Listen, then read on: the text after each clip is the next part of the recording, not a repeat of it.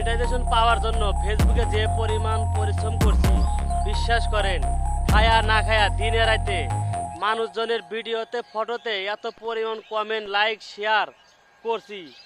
এখন অনেক চেষ্টার পরে আমি মনিটাইজেশন পাইছি, কিন্তু এই মনিটাইজেশন পাওয়ার পরে কোনো ইনকাম নাই।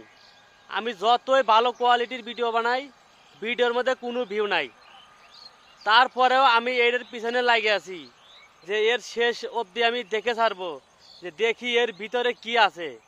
বাংলাদেশে এখন ম্যাক্সিমাম কন্টেন্ট ক্রিয়েটরেরাই কিন্তু ফেসবুক ছাইড়ে দিয়েছে কাজ করা, কারণ এখানে কাজ করে কি করবে মানুষ? এখানে বড় একটা আশা নিয়ে আসে যে আমি এখান থেকে কিছু একটা করব, কিন্তু আসার পরে যখন দেখে যে এখানে কিছুই নাই, পরে তারা সিদ্ধান্ত নেয় যে এখান থেকে চলে যাওয়ার জন্য, কারণ এখানে ফাও ফাও কাজ কেউ করতে চায় না।